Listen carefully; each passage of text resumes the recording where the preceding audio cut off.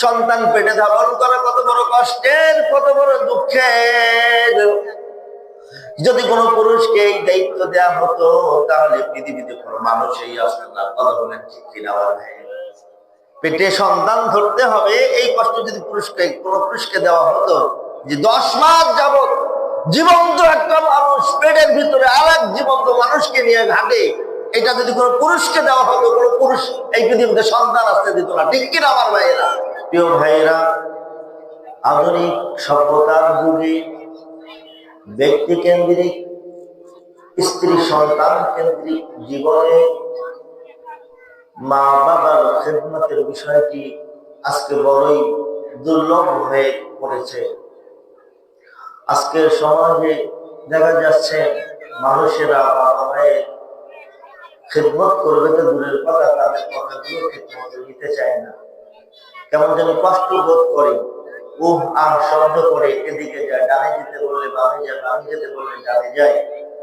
আসুন কোরআন হাদিস থেকে আমরা খুব সংক্ষেপে এর গুরুত্ব একটু বোঝার চেষ্টা করবো ইনশাআল্লাহ। আমার ভাইয়েরা, আল্লাহ রাব্বুল ইজ্জত ওয়াল জালাল কোরআনে হাকিমের ভিতরে বলছেন, আল্লা তা'বুদু ইল্লা ইয়্যাহু ওয়া বিল ওয়ালিদাইনি ইহসানা। আল্লাহ পাক নির্দেশ দিচ্ছেন যে আমি আল্লাহ ফয়সালা, আমি আল্লাহ ছাড়া আর কারো ইবাদত করা যাবে না। ইবাদত করতে হবে একমাত্র আল্লাহর ইবাদত করতে হবে। এরপরে আল্লাহ বলছেন ওয়াবিল ওয়ালিদাইনি ইহসানা, পিতামাতার সাথে সম্মানজনক আচরণ করো, পিতামাতার খেদমত করো, তাদের আনুগত্য করো। অর্ডারটা দিয়েছেন কে? আল্লাহ। আমার ভাইয়েরা, কোরআনের ভিতরে শুধু এক দুই জায়গায় বললেই তো হয়ে যেত, অথচ আল্লাহ রাব্বুল আলামিন শুধু এক জায়গাতেই বলে, এখান তো হার নাই, বরং কোরআনের বিভিন্ন জায়গায় বারবার বলেছেন। সূরা বাকারা 83 নম্বর আয়াত, সূরা বাকারার পরে আবার সূরা নিসা 36 নম্বর আয়াতে বলছেন, ওয়া'বুদুল্লাহ ওয়া লা তুশরিকু বিহি শাইআ ওয়া বিল ওয়ালিদাইনি ইহসানা।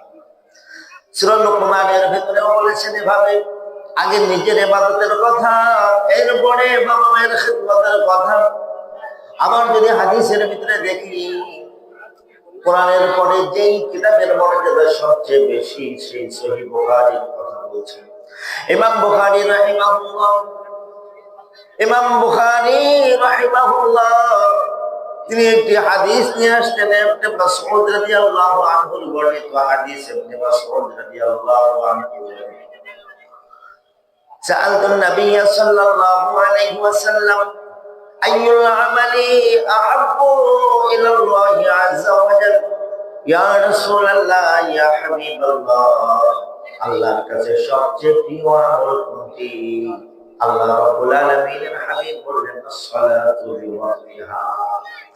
যখন সালাতের সময় হয়ে যায় তখন সালাত আদায় করা, এটা হচ্ছে আল্লাহর কাছে সবচেয়ে প্রিয় আমল। এরপরে সাহাবী জিজ্ঞেস করলেন, সুম্মাইয়ুন, হুজুর তারপরে কোন আমলটি আল্লাহর কাছে বেশি প্রিয়? আল্লাহর নবী বললেন, বিররুল ওয়ালিদাইন, পিতামাতার খেদমত করা। এরপরে আল্লাহর নবীর কাছে জিজ্ঞেস করলেন ইবনে মাসউদ রাদিয়াল্লাহু আনহু, হুজুর তারপরে কোন আমলটা আল্লাহর কাছে বেশি প্রিয়? আল্লাহর নবী বললেন, আল জিহাদু ফি সাবিলিল্লাহ। আল্লাহর রাস্তায় জিহাদ করা কত কঠিন বিষয়, চিন্তা করে দেখুন। আমার ভাইয়ের হাত কাটা যেতে পারে, পা কাটা যেতে পারে, মাথা দ্বিখণ্ডিত হয়ে যেতে পারে। এমন ভয়ঙ্কর ভয়ঙ্কর একটা আমাল, এমন গুরুত্বপূর্ণ একটি ইবাদত, একদিকে মরবে আর একদিকে সোজা আল্লাহর জান্নাত। সুবহানাল্লাহ। এমন মর্যাদার আমল কেউ বাবা মায়ের পরে বললেন, তার মানে বাবা মায়ের কতখানি মর্যাদা দেওয়া হয়েছে। আমার ভাইয়েরা, আবার এই মা বাবার মধ্যে আল্লাহ রাব্বুল আলামিন বাবার চেয়ে মায়ের মর্যাদা বাড়িয়ে দিয়েছেন। তার কারণ হলো, মা সন্তানের জন্য এমন তিনটা কষ্ট করে, এমন তিনটা দুঃখ ব্যথা যন্ত্রণা সহ্য করে যেটা কোন পুরুষের দ্বারা সহ্য করা সম্ভব নয়। সকলে আওয়াজ করে বলি আল্লাহু আকবার। আমার ভাইয়েরা, মা কি কষ্ট ব্যথা যন্ত্রণা সহ্য করে তার ছোট্ট একটা এক্সাম্পল আপনাদের সামনে তুলে ধরবো। আমি আমার কথা বলছি না, আল্লাহ কোরআনের ভিতরেও বলছেন, সূরা কাফের ভিতরে বলছেন, ওয়াসাইনাল ইনসানা বিওয়ালিদাইহি হামালাতুহু উম্মুহু কুরহা ওয়া ওয়াদাআতুহু কুরহা ওয়া হামলুহু ওয়া ফিসালুহু 30 শাহরা। আল্লাহ পাক এখানে এবং সূরা লুকমানের ভিতরে মায়ের মর্যাদা কেন বেশি এই কথা তুলে ধরতে গিয়ে বলেছেন, মা একটা সন্তানকে গর্ভে ধারণ করে যেটা কোনো পুরুষের দ্বারা সম্ভব নয়। দ্বিতীয় নাম্বার কষ্ট মা যেটা করেন সেটা হলো মা সন্তানকে প্রসব করেন, সে প্রসব বেদনা সহ্য করেন।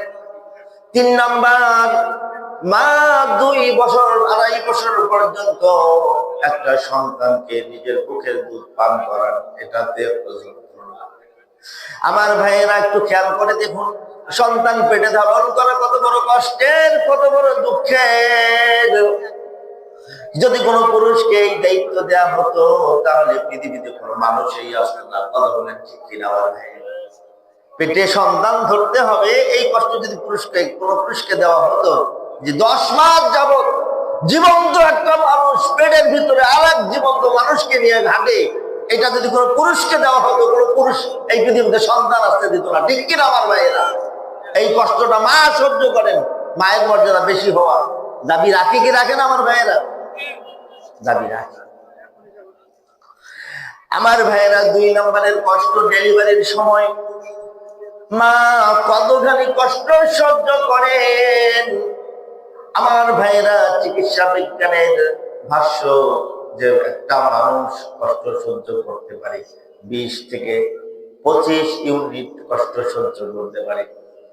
চিকিৎসা বিজ্ঞান বলছেন একজন মানুষ সর্বোচ্চ 20 থেকে 25 ইউনিট কষ্ট সহ্য করতে পারে, যন্ত্রণা সহ্য করতে পারে।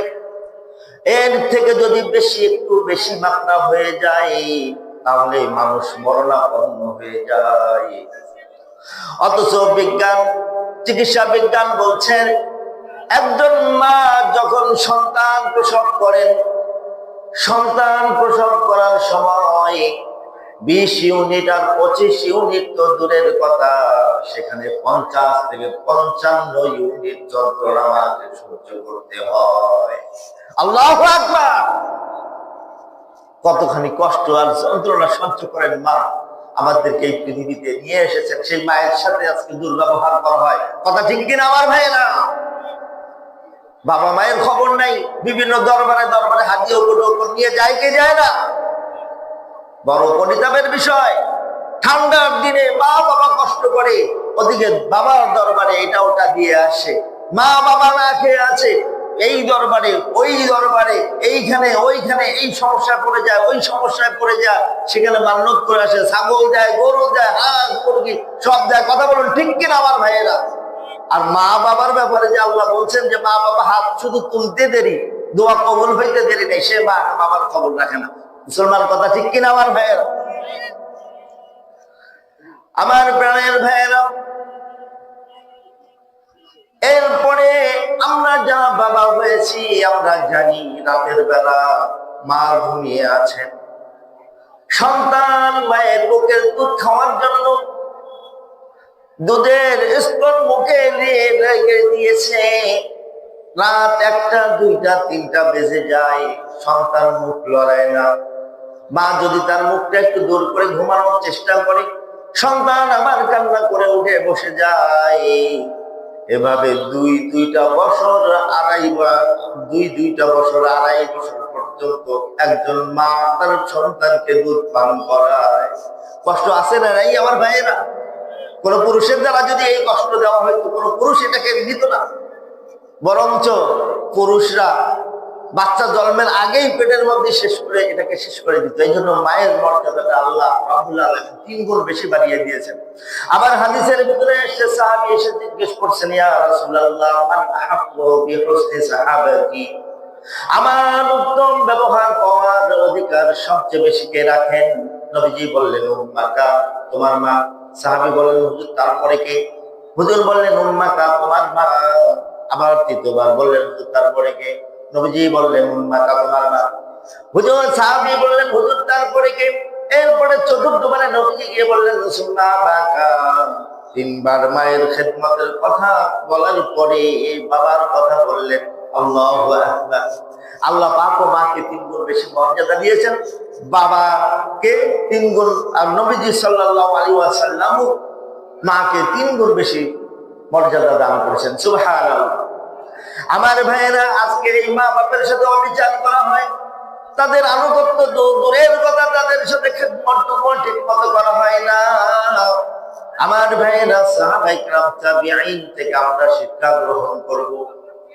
হযরত ওয়াইস কারনী রাহমাতুল্লাহ আলাইহির কথা শুনেছেন। সহিহ মুসলিমের হাদিস আপনাদেরকে শোনাচ্ছি। সহিহ মুসলিমের ভেতরে এসেছে আল্লাহর নবী সাল্লাল্লাহু আলাইহি ওয়াসাল্লাম গোটা বিশ্বব্যাপী তাওহীদের কালিমার দাওয়াত মানুষদের দ্বারা দ্বারা পৌঁছাচ্ছিলেন। দূর দূরান্ত থেকে, বিভিন্ন দেশ বিদেশ থেকে নবীজির কালিমা সকলেই একে একে গ্রহণ করছিলেন। ইয়ামানের মধ্যে উপস্থিত ছিলেন হযরত ওয়াইস কারনী রাহমাতুল্লাহি আলাইহি, বিশিষ্ট তাবিঈ, সাহাবী হওয়ার মর্যাদা পেয়েছিলেন, সুযোগ হয়েছিল। তিনি নবীজির দাওয়াত, তাওহীদের দাওয়াত যখন শুনেছেন, সাথে সাথে গ্রহণ করে নিয়েছেন। কিন্তু ইয়ামান থেকে মক্কা মদিনায় গিয়ে নবীজির সাথে সাক্ষাৎ করবেন, এতটুকু সাক্ষাৎ করলেই সাহাবী হওয়ার মর্যাদা লাভ করতেন। তিনি সাহাবী নবীজির সাথে সাক্ষাতের আশা পোষণ করলেন। লোক মাধ্যমে নবীজির কাছে খবর পাঠালেন, ইয়া রাসূলুল্লাহ, ইয়া হাবিবাল্লাহ, গোটা পৃথিবীময় আপনি ইসলামের দাওয়াত পৌঁছে দিচ্ছেন, দেশ বিদেশে তাওহীদের কালিমা পৌঁছে দিচ্ছেন। আমি আপনার সেই তাওহীদের দাওয়াত পেয়েছি, এমনকি আমি ইসলামও গ্রহণ করে নিয়েছি। ইয়া রাসূলুল্লাহ, ইয়া হাবিবাল্লাহ, একজন মুমিন ঈমান গ্রহণ করার পরে তার জীবনের সবচেয়ে বড় চাওয়া হলো সে যেন আপনার সাক্ষাৎ লাভ করে, আপনি জীবিত আছেন। ইয়া রাসূলুল্লাহ, ইয়া হাবিবাল্লাহ, আমি ঈমান এনেছি, এবার আপনার সাথে সাক্ষাৎ করতে চাই। কিন্তু ইয়া রাসূলুল্লাহ, আমার ঘরে আমার একজন বৃদ্ধা মা আছে, এমন মা যিনি উঠে ইস্তেনজাটুকু নিজে সারতে পারেন না। আমাকে কষ্ট করে মায়েরকে কাঁধে নিয়ে তার ওযু ইস্তেনজার ব্যবস্থাপনা করতে হয়। তিনি যদি কোনো আত্মীয় স্বজনের বাড়িতে যেতে চান, সেটাও আমাকে করতে হয়। ইয়া রাসূলুল্লাহ, ইয়া হাবিবাল্লাহ, এখন আপনিও তো কবে না জানি দুনিয়া থেকে বিদায় নিবেন, কতদিন থাকবেন তার তো কোনো ওয়ারেন্টি গ্যারান্টি নাই। আমি চাচ্ছিলাম আপনার সাথে সাক্ষাৎ করে আসবো। আল্লাহর নবী সাল্লাল্লাহু আলাইহি ওয়াসাল্লাম বললেন, ও ওয়াইস, তুমি ইয়ামান থেকে মদিনায় এসে আমার সাথে সাক্ষাৎ করতে চাচ্ছ, কারণ আমার সাথে সাক্ষাৎ করলে সাহাবীদের মর্যাদা লাভ করবে। আর সাহাবীদের মর্যাদা তো হলো এমন, একজন আদনা থেকে আপনার ছোট থেকে ছোট মর্যাদার সাহাবী, সেও গোটা উম্মতের চেয়েও শ্রেষ্ঠ। সুবহানাল্লাহ। ও ওয়াইস, তুমি এমন মর্যাদা হয়তো বা আসলে পাবে, কিন্তু আমি আল্লাহর নবী মুহাম্মদুর রাসূলুল্লাহ সাল্লাল্লাহু আলাইহি ওয়াসাল্লাম তোমাকে বলছি, আমার কাছে আসলে পরে তুমি যেই মর্যাদা অর্জন করবে, তুমি যদি ঘরের মধ্যে থেকে তোমার মায়ের খেদমত করো, মায়ের দেখভাল করো, আমি বলে দিচ্ছি যে তুমি তাহলে আমার সাহাবী হওয়ার মর্যাদার চেয়ে বেশি মর্যাদা আল্লাহ তোমাকে উন্নীত করে দিবে। সুবহানাল্লাহি ওয়া বিহামদিহি, যে আমার সাথে দেখা করলে তো সাহাবী হওয়ার মর্যাদা পাবে, এই মর্যাদা থেকে বেশি মর্যাদা তুমি তোমার মায়ের খেদমতের মধ্যে পাবে। সুবহানাল্লাহ। চিন্তা করে দেখেছেন মা বাবাকে কতখানি মর্যাদা দেওয়া হয়েছে। সহিহ মুসলিমের হাদিস বলল।